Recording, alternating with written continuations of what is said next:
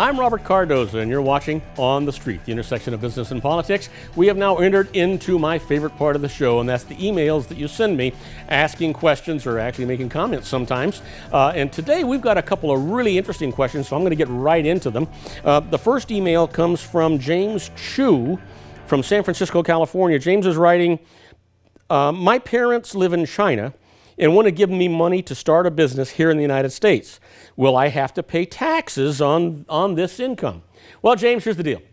If your parents are giving you this money, it is not income. It's a gift. And in the United States, the receiver of a gift does not pay taxes on that gift. Only the giver does. Now, the rate for that is 41%.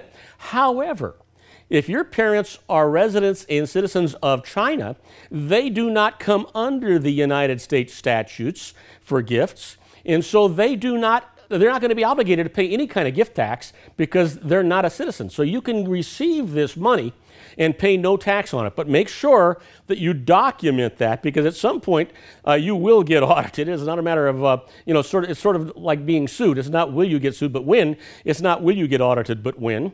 And you want to make sure you've documented that gift properly so that the government doesn't try to charge you income tax on it, and I can guarantee you they're going to try. Now, the other thing is, if your parents are going to give you in excess or $100,000 or more, then they are, and you are, absolutely required to report it on a special form. Now, that doesn't mean that you're going to pay taxes on it, nor are they, but you have to record this and send it to the government. It's really part of keeping money, drug money out of the United States and keeping that stuff and accounting for it.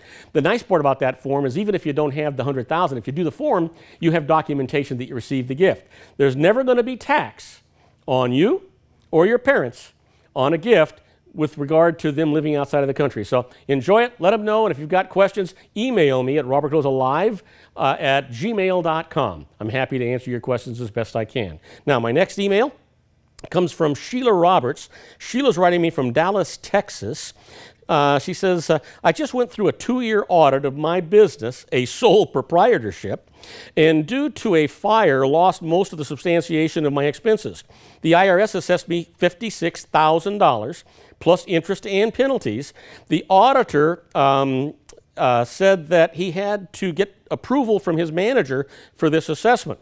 Am I in any danger of being prosecuted for tax evasion because I couldn't find these deductions? You know, Sheila, you're lucky. Here's the thing. If you can't substantiate your deductions, and there was a fire that you can substantiate, a couple of things happens. One, being not able to prove your expenses never, ever, ever is tax evasion. It's always a clerical error. Now, if you lie about your income and get caught, well, that's time away from home. That is tax evasion. That's how they got Al Capone.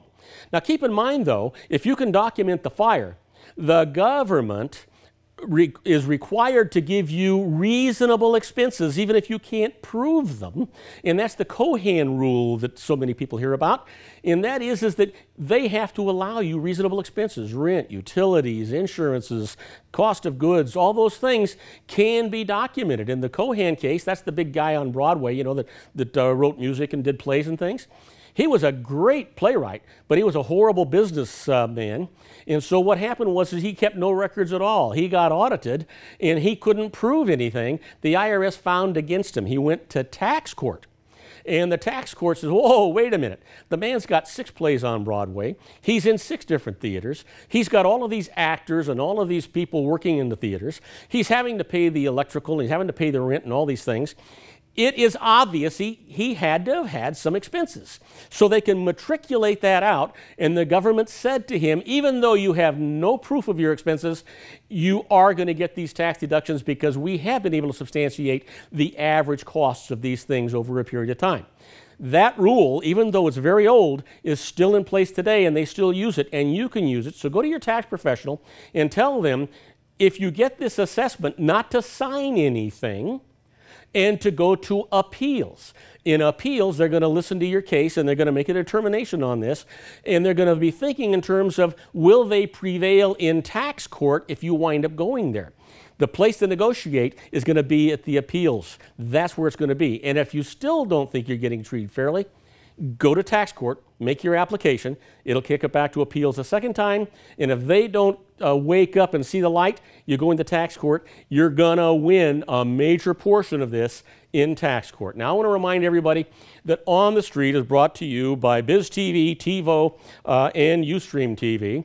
I want to ask you all to follow me on Facebook, Twitter, LinkedIn, and Google+. I want you to go to YouTube and just search Robert Cardoza Live, and that's where you can get all the information and all of my shows even after the fact. I want to remind everybody that you're watching On the Street. This is the intersection of business and politics. I want to thank James Conaway, and I'm Robert Cardoza.